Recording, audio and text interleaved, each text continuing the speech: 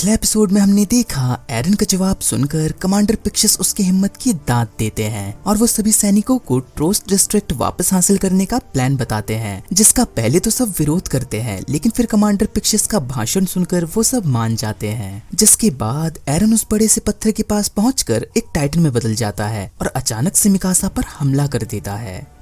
अब आगे वीडियो शुरू करने से पहले एक रिक्वेस्ट है, अगर आपको मेरी वीडियोस पसंद है और आपको लगता है कि मैं आपके लिए कुछ वैल्यूएबल कर रहा हूं, तो आप मुझे पेटीएम के थ्रू भी सपोर्ट कर सकते हैं ताकि मैं अपना कंटेंट इंप्रूव कर सकूं और आपको ऐसे ही एंटरटेन करता रहूं। लिंक आपको डिस्क्रिप्शन में मिल जाएगा। Thank you. Now enjoy this video.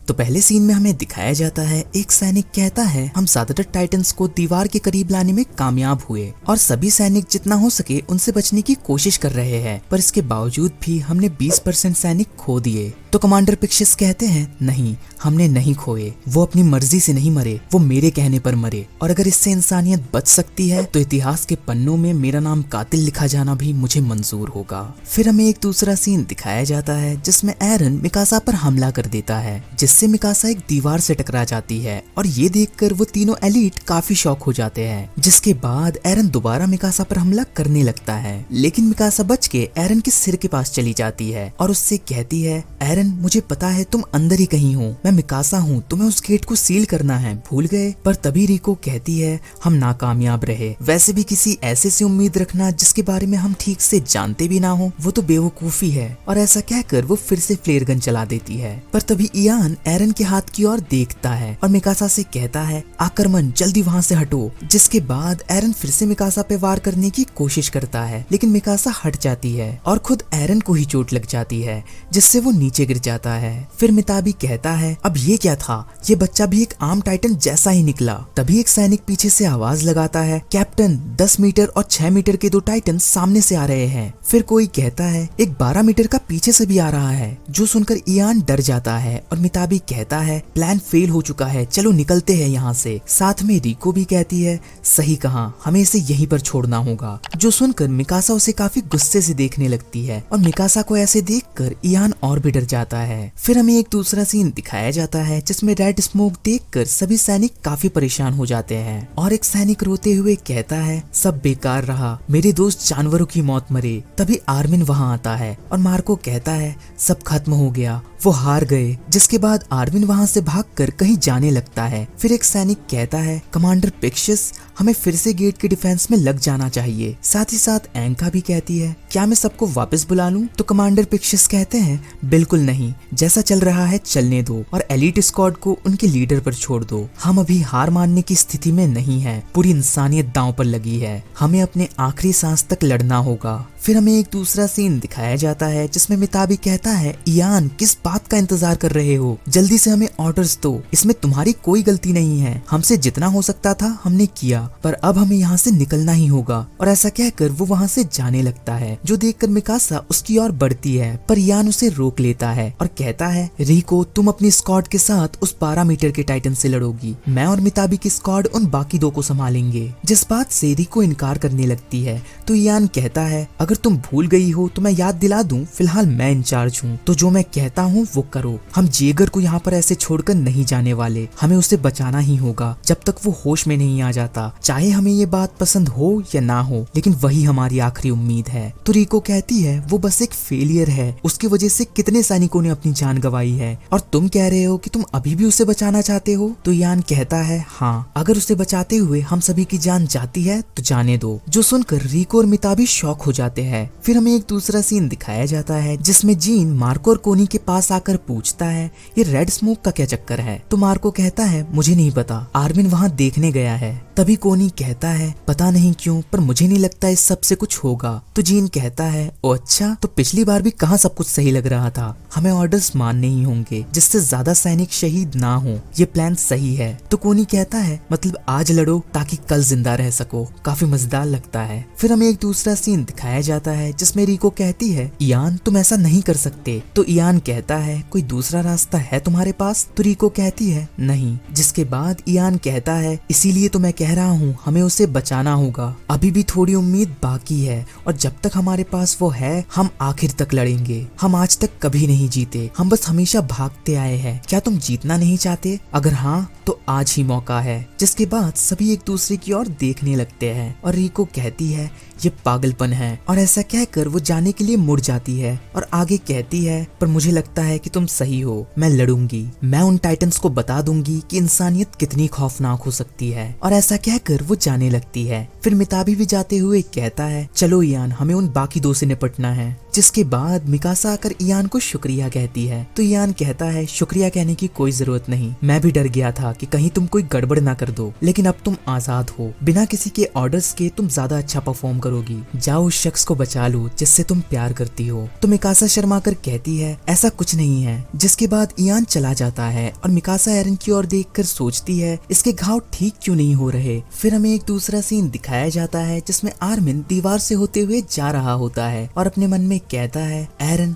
Mikasa आखिर वहाँ चल क्या रहा है। फिर हम देखते हैं एरन की एक आंख खुली होती है और वो अपने मन में कहता है मैं कहाँ हूँ और क्या कर रहा हूँ, क्या मैं बैठा हुआ हूँ? और उसे कुछ इल्यूजन दिखने लगते हैं जैसे कि वो अभी अपने परिवार के साथ है। तभी आर्मिन वहाँ पहुँचता है। फिर हमें एक दूसरा सीन दिखाया जाता है जिसमें एक सैनिक बाकियों से कहता है तुम्हें बस उन टाइटन्स को दीवार के करीब रखना है, जितना हो सके लड़ने से बचो। तभी एनी पूछती है अगर जान पर बन आए तो अपने मन की कर सकते हैं? तो वो सैनिक कहता है तुम्हें जो ठीक लगे करो। तभी टाइटन्स आने लगते हैं और वो सैनिक कहता है टीम क्रिस्टीन जाओ यहाँ से। फिर हम देखते हैं एक टाइटन मिताबी को पकड़ने ही वाला होता है कि तभी मिकासा आकर उसे मार देती है। तभी एक सैनिक कहता है यहाँ एक 13 मीटर का है और वो जेगर की तरफ ही देख रहा है, जिससे मिकासा को गुस्सा आने लगता है। पर तभी एक और सैनिक कहता है और 4 गेट से आ रहे हैं और वो लगभग 10 मीटर के तो है ही। फिर इयान कहता है आक्रमण पीछे संभालो, किसी भी कीमत पर उन्हें जेगर से दूर रखो। जो सुनकर मिकासा एरन की ओर बढ़ती है और अपने मन में कहती है चाहकर भी 2 एलीट स्क्वाड 4 टाइटन से नहीं लड़ सकती। फिर मिकासा उस टाइटन को मार देती है और आगे देखते हुए सोचती है आखिर इतने सारे क्यों आ रहे हैं, यहाँ तो इतने इंसान भी नहीं है, क्या ये सब एरन के लिए आ रहे हैं? तभी आर्मिन जोर से चिल्लाकर कहता है मिकासा प्लान बिगड़ कैसे गया और एरन ऐसे सो क्यों रहा है? तो मिकासा कहती है वहाँ से हटो, वो खतरनाक है, एरन अपना कंट्रोल खो चुका है, वो कुछ वक्त से ऐसे ही पड़ा हुआ है,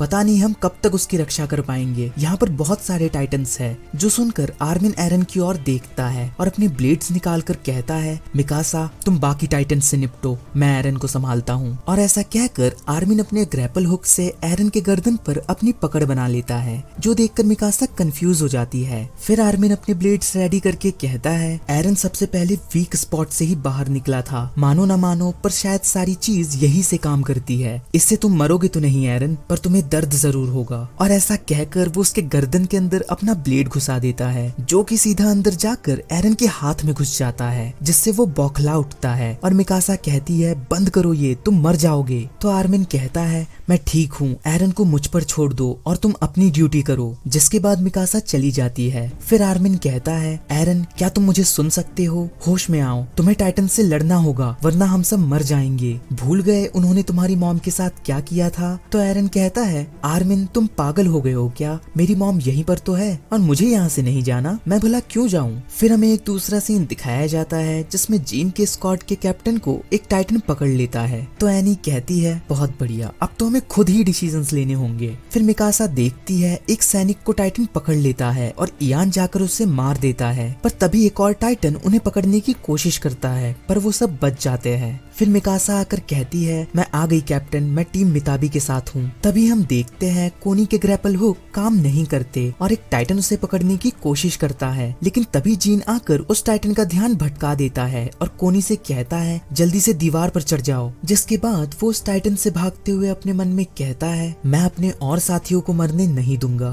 लेकिन तभी उसके भी ग्रैपल हुक्स काम करना बंद कर देते हैं। कोनी और एनी दीवार पर चढ़ जाते हैं। फिर कोनी जीन को एक टाइटन से भागते हुए देखकर कहता है आखिर वो अपने गियर का इस्तेमाल क्यों नहीं कर रहा, अब ये मत कहना कि उसका गियर खराब हो गया है। फिर जीन खुद से कहता है मैं आज नहीं मरने वाला, और ऐसा कहकर वो एक घर के अंदर घुस जाता है और खिड़की से बाहर की ओर देखता है जहाँ उसे एक सैनिक की लाश दिखाई देती है, और वो उसके 3D मैन्युअर गियर की ओर देखकर सोचता है शायद आज मैं नहीं मरूंगा। फिर हमें एक आखिरी सीन दिखाया जाता है जिसमें आर्मिन एरन से कहता है प्लीज एरन उठ जाओ। तुम्हें बचपन की बात याद है जब हम दीवार के बाहरी दुनिया की बात किया करते थे, वो दुनिया जो मेरे मॉम डैड देखना चाहते थे। जो सुनकर एरन अपने इल्यूजन में खड़ा हो जाता है। फिर आर्मिन आगे कहता है एरन आखिर तुम क्यों बाहर की दुनिया में जाना चाहते हो, ये जानते हुए भी कि वो बस एक नर्क है। वहाँ जाने से तुम्हारा भी वही अंजाम होगा जो मेरे मॉम डैड का हुआ था, फिर क्यों तुम वहाँ जाना चाहते हो। तो एरन कहता है क्योंकि इस दीवार कि बाहर की दुनिया में जीना मेरा अधिकार है। फिर उसका इल्यूजन खत्म हो जाता है और वो होश में आ जाता है।